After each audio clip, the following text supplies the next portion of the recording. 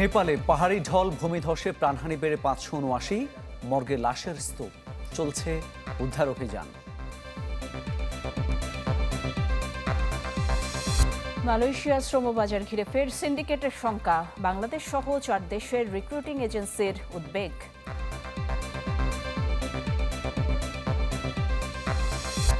লোডশেডিংয়ে ব্যাহত তৃণমূলের স্বাস্থ্যসেবা, বিকল্প ব্যবস্থা না থাকায় তীব্র গরমে নাকাল রোগী সহ সবাই।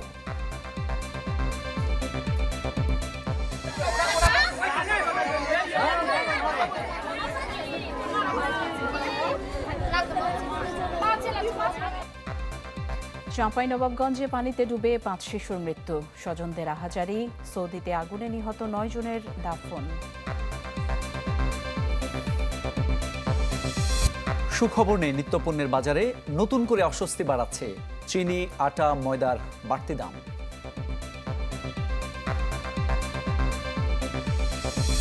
পরিচর্যার অভাবে ভেস্তে যেতে পারে সরকারের গাছ লাগানোর মহাপরিকল্পনা, চারার মান নিয়ে প্রশ্ন।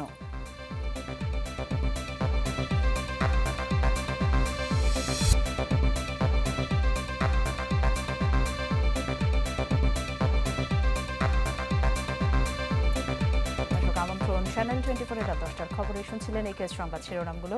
আপনাদের সাথে আছি আমি ফারজানা আলিশি। আমি মামুন উর রশিদ। স্মরণকালের ভয়াবহ বন্যা ও ভূমিধসের ঘটনায় শোকে স্তব্ধ নেপাল। এরই মধ্যে ৫৭৯ জনের মৃত্যুর খবর নিশ্চিত করা গেছে। এখনও নিখোঁজ প্রায় ২,০০০ মানুষ। উদ্ধার করা হয়েছে ৪,০০০ জনকে, যাদের বড় অংশই বিদেশি পর্যটক। এদিকে নেপাল তিব্বত সীমান্তে ফের আকস্মিক ঢল নামার শঙ্কায় দুপুরে জারি করা হয় বন্যার সতর্কতা।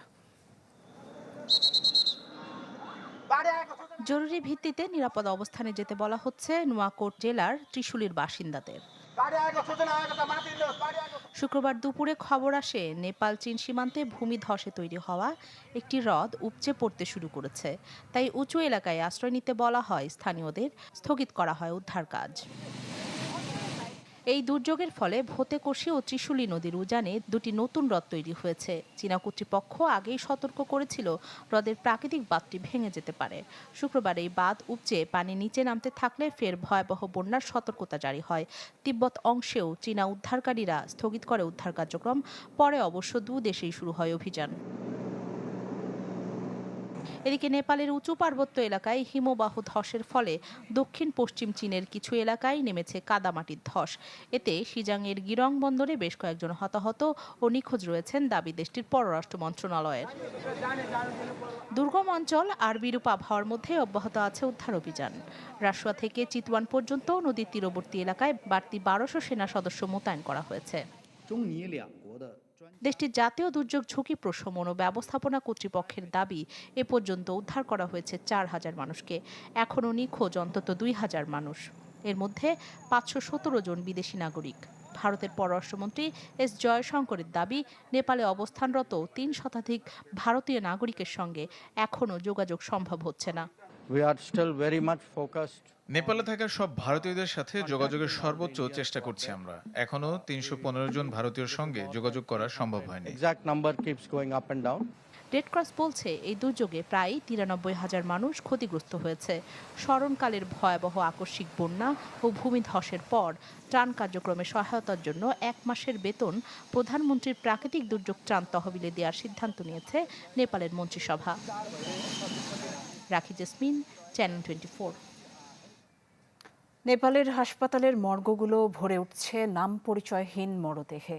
বেশিরভাগ মর্গ ধারণ ক্ষমতার বাইরে চলে যাওয়ায় মরদেহ শনাক্ত, সংরক্ষণ নিয়ে বাড়ছে উদ্বেগ। বাধ্য হয়ে পাঠিয়ে দেওয়া হচ্ছে রাজধানী কাঠমান্ডু সহ অন্য জেলায়। এদিকে প্রিয়জনের খোঁজে হাসপাতাল মর্গের সামনে ছবি নিয়ে অপেক্ষা করছেন স্বজনরা। নদীর পানিতে ভেসে আসছে মানুষের মরদেহ, একটি দুটি নয়, ডজন ডজন। রাসুয়া ও নোয়াকোট থেকে ভেসে যাওয়া মরদেহ নোয়াকোট ছাড়াও চিতওয়ান, তানাহুন, নওয়াল পরাশি সহ বিভিন্ন এলাকায় উদ্ধার করা হচ্ছে। মর্গে জায়গা না থাকায় নোয়াকোট, ধাদিং ও নওয়াল পার্শ্বে বিভিন্ন মরদেহ পার্শ্ববর্তী জেলায় পাঠানো হচ্ছে। চিতওয়ানে ছাড়িয়েছে হাসপাতালের ধারণ ক্ষমতা। ভারতপুর মেট্রোপলিটন সিটির একটি অব্যবহৃত ভবনকে তৈরি করা হচ্ছে অস্থায়ী মরদেহ সংরক্ষণ কেন্দ্র হিসেবে। হাসপাতালের মর্গে জায়গা সংকটে নিখোঁজ স্বজনদের খোঁজে রাসুয়া, নোয়াকোট, গোর্খাসহ বিভিন্ন জেলা থেকে মানুষ চিতওয়ানে আসছেন। নিখোঁজ স্বজনদের ছবি নিয়ে অপেক্ষা করছেন হাসপাতাল মর্গের সামনে। পোখারাতেও মর্গের জায়গা নেই। বিভিন্ন জেলা থেকে এখানে নেওয়া হয়েছে মৃতদেহ। এখানকার মর্গে 2 থেকে 6 ডিগ্রি সেলসিয়াস তাপমাত্রায় মরদেহ রাখা হচ্ছে। এভাবে সাধারণত 10 দিন থেকে 2 সপ্তাহ পর্যন্ত মরদেহ সংরক্ষণ করা সম্ভব। এর বেশি সময় রাখতে হলে 0 ডিগ্রির নিচে তাপমাত্রা ধরে রাখার ব্যবস্থা প্রয়োজন, যা পোখারায় নেই, নিতে হবে অন্য জেলায়। মরদেহের পরিচয় শনাক্ত করতে পুলিশ প্রথমে মরদেহের ছবি তুলে রাখছে। নেওয়া হচ্ছে আঙুলের ছাপ, ডিএনএ নমুনা। মুখ দেখে শনাক্ত করা সম্ভব হলে ছবি প্রকাশ করা হচ্ছে, যেসব স্বজনরা মৃতদেহ শনাক্ত করতে পারেন। পরিচয় শনাক্ত না হলে প্রতিটি মরদেহের জন্য একটি ট্যাগ নম্বর দেয়া হচ্ছে। অন্যদিকে গোর্খা, নাওয়ালপার্সি, ধাদিংয়ে মর্গে কমে আসছে জায়গা। হিমায়িত সংরক্ষণ ব্যবস্থা না থাকায় মরদেহ পাঠানো হচ্ছে রাজধানী কাঠমান্ডুতেও। যেভাবে নিহতের তালিকা লম্বা হচ্ছে, এতে হাসপাতাল মর্গের ধারণ ক্ষমতা নিয়ে উদ্বেগ বাড়ছে নেপালের। ঋতু সাহা, চ্যানেল 24। কর্মী নিয়োগে সীমিত সংখ্যক এজেন্সির তালিকা প্রকাশের পর ফের মালয়েশিয়া শ্রমবাজারে সিন্ডিকেটের তৎপরতার আশঙ্কা জনশক্তি রপ্তানিকারকদের। বিশ্লেষকরা বলছেন, এতে দেশটিতে কর্মী নিয়োগে পূর্ণ সিন্ডিকেট কিংবা কোনো গোষ্ঠী একচেটিয়া নিয়ন্ত্রণ প্রতিষ্ঠার সুযোগ পাবে। এদিকে মালয়েশিয়ায় নিয়োগ প্রক্রিয়া নিয়ে উদ্বেগ প্রকাশ করেছে 4 দেশের এজেন্সি। সম্রাট হোসেনের রিপোর্টে বিস্তারিত। দক্ষিণ পূর্ব এশিয়ার দেশ মালয়েশিয়া। কয়েক দশকের পুরনো এই শ্রমবাজার ঘিরে অনিয়ম আর দুর্নীতির চিত্রটাও বেশ পুরনো। দেশটিতে সম্প্রতি প্রধানমন্ত্রী তারেক রহমানের সফরে সর্বোচ্চ গুরুত্ব পায় শ্রমবাজার। সেই প্রেক্ষিতে মালয়েশিয়ায় কর্মী নিয়োগে 2 দফায় নতুন করে 338 বাংলাদেশি রিক্রুটিং এজেন্সি ও 40টি মেডিকেল সেন্টারের নাম ঘোষণা করে। এসব এজেন্সির নাম প্রকাশের পর জনশক্তি রপ্তানিকারকদের মধ্যে দেখা দিয়েছে তীব্র প্রতিক্রিয়া। ব্যবসায়ীরা বলছেন, নতুন মুলুকে ফিরেছে পুরনো সিন্ডিকেট। আমরা অনেক আশান্বিত হয়েছিলাম, গ্রামের জনগণ আশান্বিত হয়েছিল এইবার হয়তো আমরা বিদেশ যাবো। তারেক রহমান সাহেব, মাননীয় প্রধানমন্ত্রী, উনি যেগুলো বলছেন এগুলো বাস্তবায়ন করলেও কম টাকায় লোকজন যেতে পারবে। কিন্তু আলটিমেটলি দেখা গেলো এটা কমপ্লিটলি বিপরীতে একটা জিনিস হয়ে গেল। যেহেতু বর্তমান সরকার সিন্ডিকেট এইভাবে প্রতিজনকে নিয়ে করে ফেলছে, আগের মতনই ওরা করে ফেলছে। অন্যদিকে মালয়েশিয়ায় কর্মী নিয়োগে সিন্ডিকেট ও বিশেষ সুবিধা দেওয়ার বিরুদ্ধে নিজেদের অবস্থান তুলে ধরে বিবৃতি দিয়েছে বাংলাদেশ, নেপাল, পাকিস্তান ও মিয়ানমারের রিক্রুটিং এজেন্সিগুলো। একটা পলিসি ব্রিফ তৈরি করা হয়েছে, কিন্তু আমাদের যে অভিবাসন বিশ্লেষকরা বলছেন, এই তালিকার মাধ্যমে দেশটিতে কর্মী নিয়োগে পুরনো সিন্ডিকেট কিংবা একচেটিয়া নিয়ন্ত্রণ প্রতিষ্ঠা পাবে। একবার বলা হচ্ছে এটা, একবার বলা হচ্ছে সেটা, এবং সবকিছু মিলিয়ে একটা ধূম্র জাল তৈরি করা হচ্ছে। এবং আমি মনে করি এটা অনেকটা ইন্টেনশনালি করা হচ্ছে, যাতে করে এই ধূম্র জালের মধ্য দিয়ে যে সিন্ডিকেট হওয়ার কথা, যেটা মালয়েশিয়া সরকার আসলে ঘোষণা করেছে 25টা রিক্রুটিং এজেন্সির নাম, সেটাকেই কোনোভাবে ইস্টাবলিশ করা, যাতে করে এরা এই ব্যবসাটাকে আবারও করতে পারে। অনিয়ম, দুর্নীতি সহ নানা অভিযোগে 2024 সালে মে মাসে বাংলাদেশ থেকে কর্মী নেওয়া বন্ধ করে দেয় মালয়েশিয়া সরকার। সম্রাট হোসেন, চ্যানেল 24, ঢাকা। চলমান বিদ্যুৎ সংকটে চিকিৎসা কার্যক্রম মারাত্মকভাবে ব্যাহত হচ্ছে ঢাকার বাইরের স্বাস্থ্য কমপ্লেক্সগুলোতে। অনেক জায়গায় দিনে 6 থেকে 8 বার লোডশেডিং চলছে। ফলে তীব্র গরমে নাকাল রোগী ও চিকিৎসকরা। তৃণমূলের এসব স্বাস্থ্যসেবা কেন্দ্রে জেনারেটরের ব্যবস্থা না থাকায় পরিস্থিতি আরও নাজুক হয়ে উঠেছে। রিপোর্ট করছেন মুহাজির হক, ক্যামেরায় ছিলেন মোমিনুল হক আফান। ঘরে 6 ঘন্টা থাকে না, 24 ঘন্টায় 6 ঘন্টা থাকে না।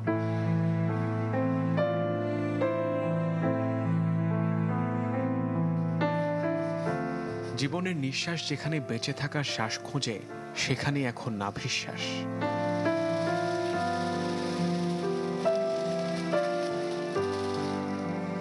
আলোহীন অবস্থায় ধুঁকছে যেন গোটা হাসপাতালটাই। চলমান বিদ্যুৎ সংকটে এমন অবস্থা ঢাকার বাইরের স্বাস্থ্য কমপ্লেক্সগুলোতে। ঘন ঘন বিদ্যুৎ বিভ্রাটে ত্রাহি অবস্থা রোগীদের। সুই সিরিঞ্জের পাশে এখন হাত পাখা, বেডের পাশে মুঠোফোনের টর্চ। কাকা, হাসপাতালে কদিন ধরে আছেন আপনি? আজকে 4-5 দিন। 4-5 দিন ধরে কি আপনি দেখতেছেন কারেন্ট নাই হাসপাতালে? এরকম ঘড়ির কাঁটায় তখন বেলা ৩টা। মানিকগঞ্জের সিংগাইর উপজেলা স্বাস্থ্য কমপ্লেক্সে বিদ্যুৎ নেই ঘণ্টাখানেক। 4 দিন ধরে ভর্তি আওয়াল মোল্লা জানালেন, দিনের চেয়ে রাতের অবস্থা আরও নাজুক। রাত্রেও দিনেও কারণ থাকে না, আর যদিও আসে 10 মিনিট 20 মিনিট থাকে আবার যায়। প্রচণ্ড গরমে জ্বরটা আরও বেড়েছে 6 বছরের জান্নাতের। লোডশেডিংয়ের সময় শহরের হাসপাতালে হয়তো জেনারেটরে মুক্তি মেলে, কিন্তু এখানে সেই ব্যবস্থাও নেই। কারেন্ট এই যায় আর আসার খবর থাকে না, দিনে মনে হয় 4-5 বার যায়, রাত্রেও যায়। আর এগুলোর লাইটে সমস্যা আছে, কারেন্টে এত ভূগন্ত হলে কি রুগীদের কোনো হয়? 50 শয্যার এই সিংগাইর উপজেলা স্বাস্থ্য কমপ্লেক্সে রয়েছে এই একটি মাত্র জেনারেটর, যা খুব স্বাভাবিকভাবেই হাসপাতালের চাপ সামলাতে পারছে না। এর কারণ হিসেবে হাসপাতাল কর্তৃপক্ষ তেলের জন্য বাজেট না থাকার কথা বললেও পুরো হাসপাতালটিকে তারা বলছেন অন্তত সৌর বিদ্যুতের আওতায় নিয়ে আসতে। বহির্বিভাগে লাইনে থাকা রোগীদের সাথে যারা আসেন তারাও যেন রোগী হয়ে যান এখানে। মাসখানেক ধরে এমন অবস্থা চললেও খোঁজ নিচ্ছে না কেউই। বাচ্চারা অনেক আর অসুস্থ হয়ে পড়তেছে, অনেক ঘাইমা যাইতেছে, সমস্যাই তো। বাসাতেও আমরা সমস্যার মধ্যে আছি, হাসপাতালে আসছি, দেখেন এখনো কারেন্ট নাই। অনেক আছে মনে করেন অজ্ঞান হয়ে যায় কারেন্ট না থাকলে, কারণে জেনারেটর নাই, জেনারেটর দেয় না সরকারি। কেবল সিংগাইর নয়, খোঁজ নিয়ে জানা যায় রাজধানী ঢাকার আশেপাশের মানিকগঞ্জ, গাজীপুর, নারায়ণগঞ্জ ও মুন্সিগঞ্জের উপজেলা স্বাস্থ্য কমপ্লেক্সগুলোর চিত্র প্রায় একই। দিনে 6 থেকে 8 বার লোডশেডিংয়ে চিকিৎসা কার্যক্রম ব্যাহত হচ্ছে জরুরি বিভাগ, প্যাথোলজি ও অপারেশন থিয়েটারে। আমাদের হাসপাতালের অন্তঃবিভাগ, বহির্বিভাগ সব মিলিয়ে নিরবিচ্ছিন্ন বিদ্যুৎ ব্যবস্থা আসলে নাই। রাতের দিকে তো আসলে প্রচুর জরুরি বিভাগের রোগী আসে যাদের আমাদের স্টিচ দিতে হয়, অনেক মারামারির পেশেন্ট আসে যাদের আমাদের সেলাই করতে হয় কিংবা ওন ড্রেসিং করতে হয়। তো সেই সব ক্ষেত্রে তো পর্যাপ্ত আলোর ব্যবস্থা থাকাটা খুবই জরুরি। এই পরিস্থিতিতে তৃণমূলের স্বাস্থ্যকেন্দ্রগুলোতে জেনারেটর কিংবা বিকল্প ব্যবস্থা রাখার অনুরোধ রোগী ও চিকিৎসকদের। মুহাজির হক, চ্যানেল 24, ঢাকা। চাঁপাইনবাবগঞ্জের সদর উপজেলার দেবীনগর ইউনিয়নে নদীতে গোসল করতে নেমে 5 শিশুর মৃত্যু হয়েছে। স্বজনদের আহাজারি এবং আর্তনাদে ভারী পরিবেশ। একসাথে এতগুলো শিশুর মৃত্যুতে শোকের ছায়া নেমে এসেছে পুরো এলাকায়। একসাথে এত শিশুর মৃত্যু আগে দেখেনি চরচাকলা গ্রামের মানুষ। শুক্রবার দুপুরটা 10টা দিনের মতোই ছিল, কিন্তু হঠাৎই বদলে যায় সবকিছু। যখন সবাই জুমার নামাজে ব্যস্ত মসজিদে, তখন খবর আসে মরা নদীতে ডুবে মারা গেছে 5 শিশু। জানা যায় নদীতে গোসল করতে নেমেছিল তারা। এরপর থেকে ছিল নিখোঁজ। অনেক খোঁজাখুঁজির পর একে একে মেলে সুমায়া, আরিবা, সুমি, সুরায়া ও শরীফুলের মরদেহ। বুকের মানিক হারিয়ে বাকরুদ্ধ মা, শোকে কাতর স্বজনরা। একজন করে ধরেছে, সবই তো ছোট হেল থেকে জান না, একজনের ধরলে 5 জন এবার এক জায়গাতে। আমরা এই মৃত্যুর জন্য কেউ আশাবাদী ছিলাম না, প্রস্তুত ছিলাম না, আর এটা অনাকাঙ্ক্ষিত একটা মৃত্যু। এখন দাবি উঠেছে শিশুদের সাঁতার প্রশিক্ষণের, কেননা প্রতি বছর এই মরা নদীতে ডুবে মৃত্যুর ঘটনা ঘটে। জলমগ্ন এলাকায় শিক্ষা অধিদপ্তর যেন সাঁতার প্রশিক্ষণের একটা ব্যবস্থা নেই। গোসল করতে যে এক সময় একজন ডুবে মারা যায়, তারপরে ওনাকে উদ্ধার করতে যে একে একে 5 জনই ডুবে মারা যায়। আমরা চাইবো যে নদী তীরবর্তী অঞ্চলের যে মানুষরা রয়েছে সবসময় নদীর সাথে যুদ্ধ করে তাদের বেঁচে থাকা, যেন আমরা সকলেই সতর্ক হই এবং সচেতন হই।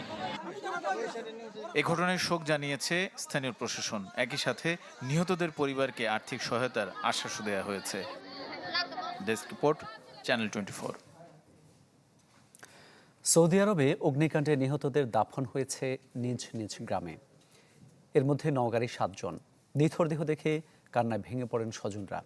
শোকের পাশাপাশি এখন তাদের সামনে বড় প্রশ্ন, কিভাবে ঘুরে দাঁড়াবে নিঃস্ব এই পরিবারগুলো। এক একটি গাড়িতে আপনজন ফিরেছে ঠিকই, তবে সাথে ফিরেছে স্বপ্নভাঙ্গা বাস্তবতা। মৃতদেহবাহী গাড়ি যখন নওগাঁর গণ্ডগোহালী গ্রামে পৌঁছায়, তখন চারপাশে কেবলই কান্না আর আহাজারি। 2 সন্তান মোহন ও সুমনের নিথর দেহ দেখে মুহূর্তেই যেন থমকে যায় মা ময়নার পৃথিবী। প্রতিবন্ধী স্বামীকে নিয়ে কিভাবে কাটবে আগামীর দিনগুলি, ভর করেছে সেই দুশ্চিন্তা।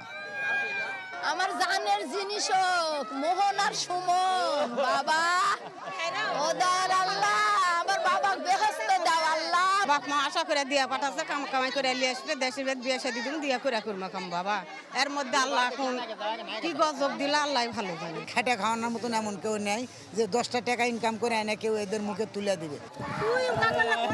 একমাত্র সন্তান কলিমউদ্দিন মরদেহর সামনে দাঁড়িয়ে বারবার নাম ধরে ডাকছিলেন মা কারিমা, কিন্তু সেই ডাকে যে আর ছেলে ছুটে আসছে না। এমন শূন্যতার ছায়া পড়েছে পারকাসুন্দা ও দুবাই গ্রামে আরও 4 পরিবারে। শোকের পাশাপাশি সামনে আসছে ঋণের বোঝাও, তাই ঘুরে দাঁড়াতে দরকার কার্যকর উদ্যোগ। হয়তো 2-4 দিন হয়তো সহযোগিতা করলাম, আজও পর্যন্ত কেউ করতে পারবে না। সরকার পক্ষ থেকে যদি দয়া করে কিছু সহযোগিতা করে তাহলে এই পরিবারটা একটু বাঁচতে পারবে। দেশের উন্নয়নের জন্য এরা বিদেশে যায়, রেমিটেন্স পাঠায়, এর দ্বারা আমাদের দেশের উন্নয়ন হয়, এলাকার ব্যাপক উন্নয়ন হয়েছে এদের দ্বারা। এরা চরক আর এরা এখন নিঃস্ব হয়ে গেছে পরিবারগুলো, ওই জন্য পরিবারগুলোর জন্য সরকারি এককালীন এদেরকে একটা অনুদান দেওয়া হয়। এর আগে আত্রাইয়ের মোল্লা আজাদ মেমোরিয়াল কলেজ মাঠে একসাথে হয় প্রথম জানাজা, আর বাড়িতে দ্বিতীয় দফার জানাজার পর চিরনিদ্রায় শায়িত করা হয় তাদের। বাকি দুজনের দাফন হয়েছে নাটোর ও রাজশাহী জেলার নিজ গ্রামে। হারুন রশিদ চৌধুরী, চ্যানেল 24, নওগাঁ। আগামী নভেম্বরে জাতিসংঘ বিশ্ব জলবায়ু সম্মেলন COP31-এ অংশ নিতে তুরস্ক যাবেন প্রধানমন্ত্রী তারেক রহমান। সৌদি আরবের জেদ্দায় 23তম ওআইসির পররাষ্ট্র মন্ত্রী পরিষদের বিশেষ বৈঠকের সাইডলাইনে তুরস্কের উপ পররাষ্ট্রমন্ত্রী মুসা কুলাকলিকায়ার সঙ্গে বৈঠকে এ তথ্য জানান পররাষ্ট্র প্রতিমন্ত্রী হুমায়ুন কবির। এদিকে সাইডলাইনে গাম্বিয়ার অ্যাটর্নি জেনারেল এবং বিচারমন্ত্রী দাউদা এ জাল্লোর সাথে বৈঠক করেন হুমায়ুন কবির। বৈঠকে জানানো হয় রোহিঙ্গাদের বিরুদ্ধে চলা জেনোসাইডের বিরুদ্ধে আন্তর্জাতিক বিচার আদালতে গাম্বিয়ার দায়ের করা মামলার রায় আসতে পারে এ বছরের অক্টোবরে।